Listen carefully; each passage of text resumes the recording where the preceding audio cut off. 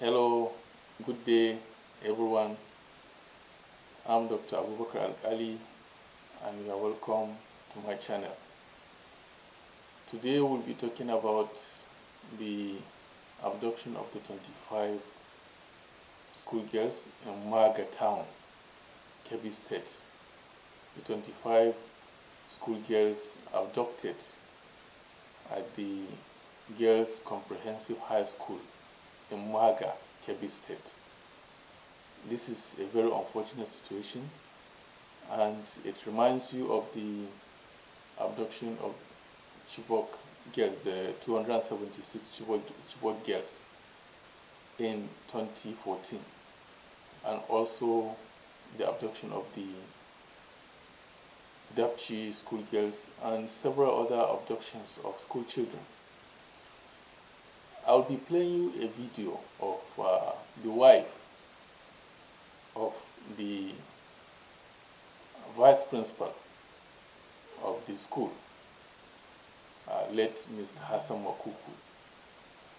The wife actually granted an interview to the media, although the interview was in Hausa, but I'll take time to translate what she said during the interview. I will translate it here in English for the benefit of our English speaking viewers. For those that speak Hausa, obviously they don't need any translation. So in order not to waste too much time, let's go straight into the video. Sunana Amina Hassan, shi malami ne na makaranta. Ni ce matan Mallam Husseini.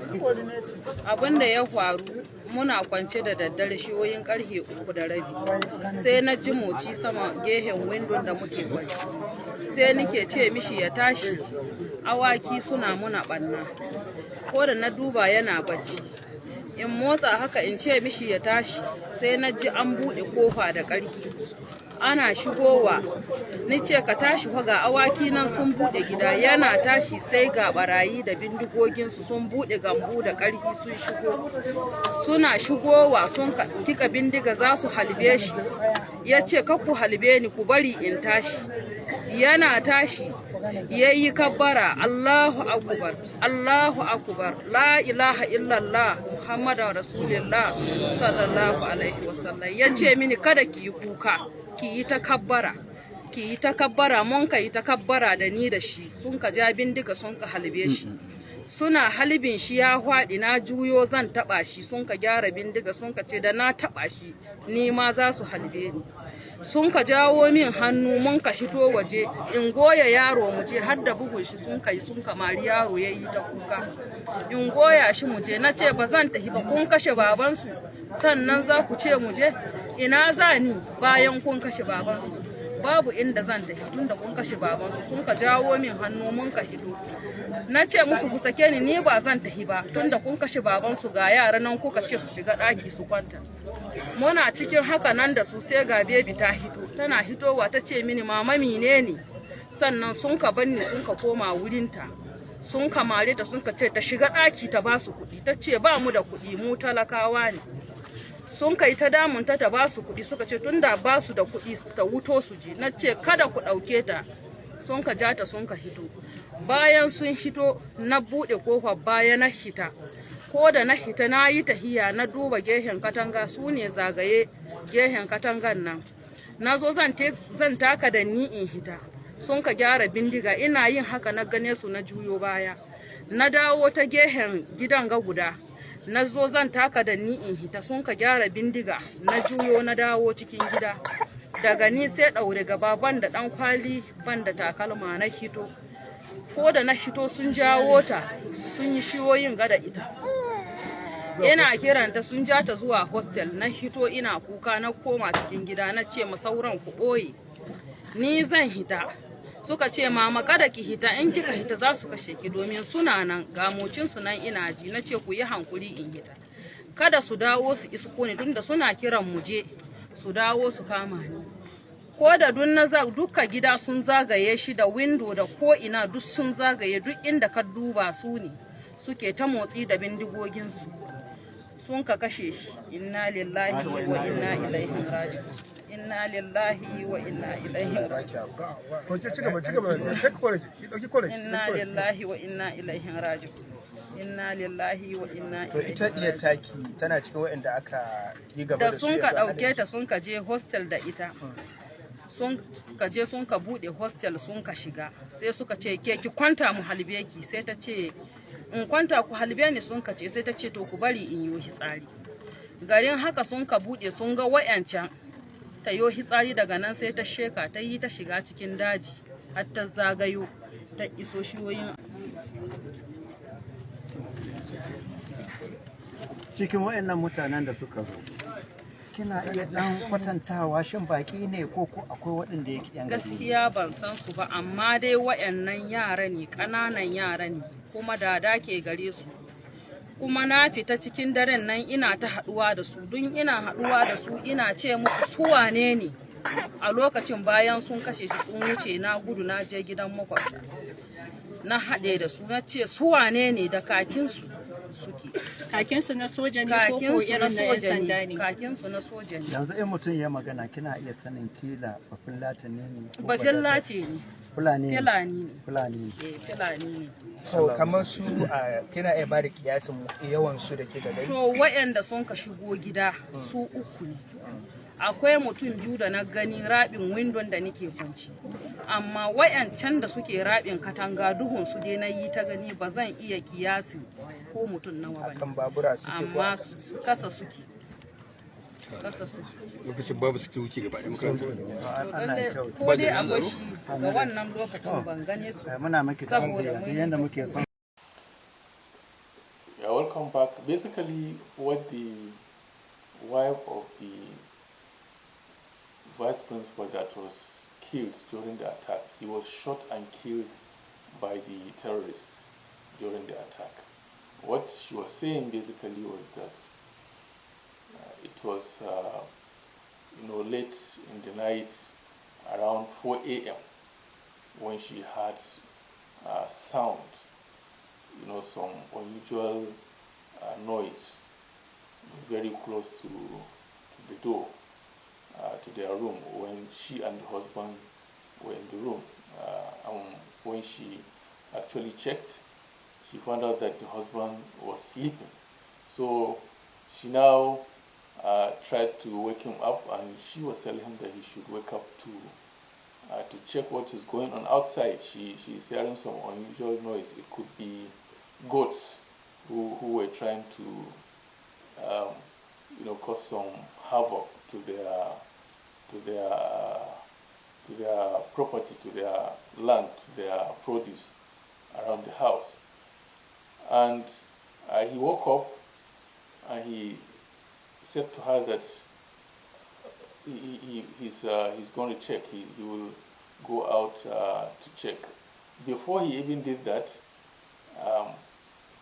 the terrorists banged on the door and pushed the door in and just forced their way into the room. When they forced their way into the room, they found him, and he started praying. He was reciting the Kalimatu Shahada. In most cases, for those who are blessed, before one leaves this world to the great beyond, at the point of death, usually it is believed that if you recite the Kalimatu Shahada, you go to paradise. If that is your last statement before death. So he started reciting the Kalimatu Shahada, obviously in anticipation, or because he was confused and devastated, and he was completely confused. You can imagine someone just forcing their way into your room at such odd hours, and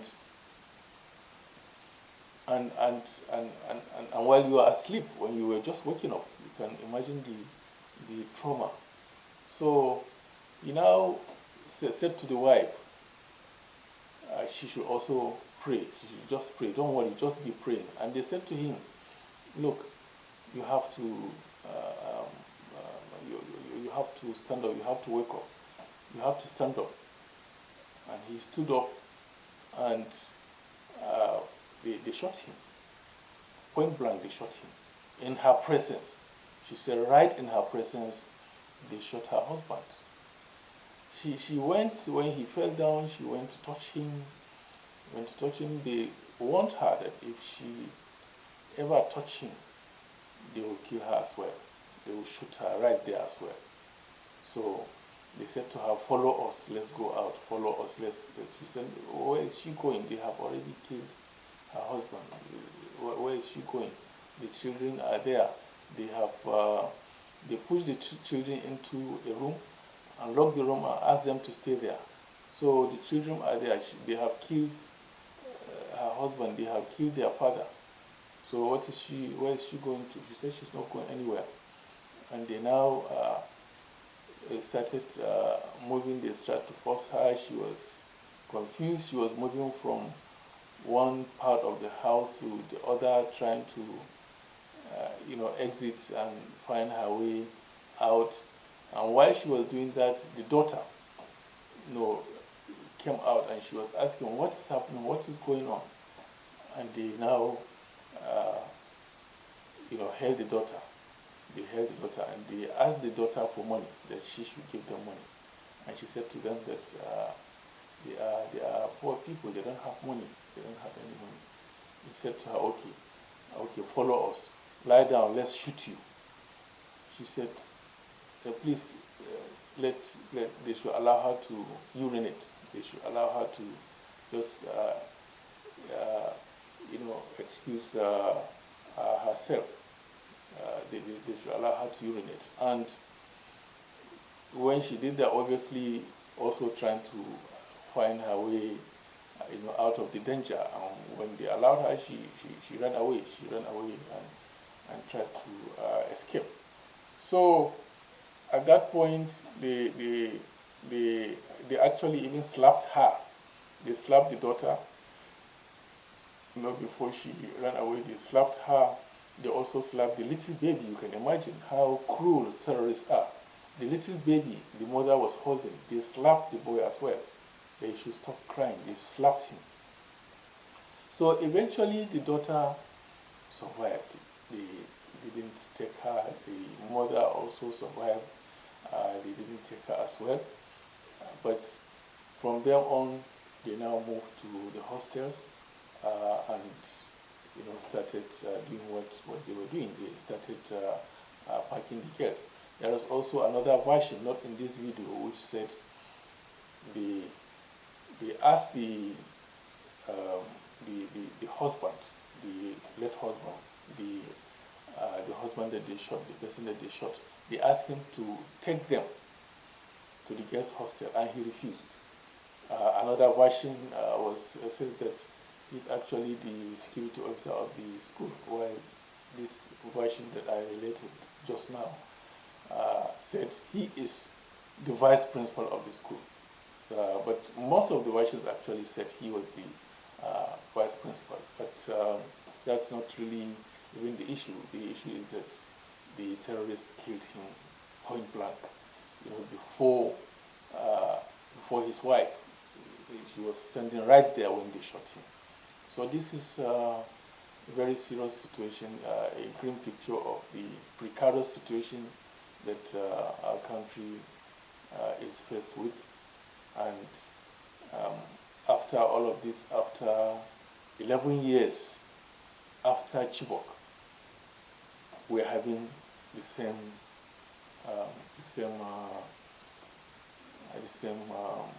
ugly situation. 2014 Chibok, 2018 Dapchi, and there were several other abductions. 2021 Yauri, all girls. And then we also have boys, Kankara boys. We also had Jengebe girls. About 300 of them were abducted in Zamfara State. So the government has to sit up The government has to sit up. You don't know who is next. You don't know when is next. And the government cannot afford to allow this current security situation to escalate. This is what is pushing the narratives among foreign powers that Nigeria needs foreign intervention, that they are coming to invade Nigeria militarily. We don't want that. We don't want any military intervention, any military invasion. It's a no-no to boots on the ground. If any foreign power wants to assist Nigeria in one way or the other, in one form or the other, it should be in form of support, military support, equipment support, logistics support, not boots on ground, not military invasion. We don't want to be the next Sudan. So Nigeria as a nation can term these terrorists. They can term these terrorists. You can imagine in this situation, in this very, very serious security situation, we don't have control rooms that can monitor movements in the flashpoints. In those flashpoints, the whole of Zamfara State, the whole of Kebbi State, the whole of Niger State, Kaduna, you don't have control rooms for the military operatives to monitor 247. There should be control rooms equipped with modern surveillance equipment, modern surveillance gadgets in this era of digital technology, ICT, information and communications technology. We don't have control rooms. If we had a control room around the Zulu, MAGA, Wasagu axis, okay, even one control room in that local government, Dankosabu, where the abduction occurred, where MAGA town is located, that control room would have been used, the monitoring would have been possible, monitoring of the movement of the girls. If it is a 24/7 surveillance of movements, troops would have been able to know the movement of the girls at the abduction as soon as it happened, and they can take proactive measures to ensure that the girls are not taken away. All they needed to do was just to surround the general area and start shooting. Those terrorists will run away and leave those girls. There is no doubt about that. Once they feel they are in danger, that's how terrorists, that's their mentality. Once they feel they are in danger, they leave whatever it is and escape. That's what they do. So all that the troops needed to do was to just open fire around that area, around that area, and these shots that you fire to scare away people, shots in the air, that's what the troops needed to do. But there is no surveillance, there is no control room. Have a control room somewhere where it is, secretly located. Nobody knew where it is. You have a control room, even in Zulu town, a very big town, the local government, the major town around, or in Danko, in Wasagu, okay, in Zulu actually, which is the hub in that area. In Zulu, you can actually locate a control room somewhere, not to anybody. That control room will be managed 24/7, and troops can now, monitor movement. You remember the governor of Zamfara State said he has an app in his phone where he monitors these terrorists. He knows when they go out and when they come back, whatever they are doing, he sees it. He said it on live television. So if we can have that, why don't we have control rooms that can monitor them? You would have expected that the Zamfara State governor will now also, establish control rooms around Shinkafi, around Zurmi, okay, uh, um, Zurmi actually is also around that area. Shinkapi, I would say Shinkapi because I'm talking about Zamfara State. I would say Shinkapi, okay. I would say Ansado, Maradu, okay, Maru. These areas, there should be control rooms there. They will be managed, powered 24/7, managed 24/7, 247. Okay, so that they can monitor these terrorists. And you see, it will be easier for the troops to take action, to take immediate and necessary action whenever we have this kind of issues. When you have that, I think it will go a long way. We have called several times, for reforms, for measures that can tame this insecurity. Number one is military force, full military force. Full military force. We are talking about, a strategy that was used to tame the Biafra renegades, the Biafra secessionists in 1967, during the 1967 to 1970 war. The same strategy, it has to be a combat, ground combat, clear the forest, full military force, okay? Then you have this vigilante, you also have to equip them. They are not fully equipped. Equip this vigilante, the civilian JTF is a very good idea. Equip them to work with the security forces, with the conventional security forces. Okay? Then you have justice reforms. Where are the laws on kidnapping? Where are the laws? Okay? Yeah, some states, Ondo State, Edo State, they have all passed bills that stipulate death penalties for kidnapping. But how about the national laws? The National Assembly should stipulate death penalty for kidnapping. It should be capital punishment. Every now and then you hear that a bandit has been granted bail. They are on bail. How could you grant this? Is an unbailable offense. This is an unbailable offense.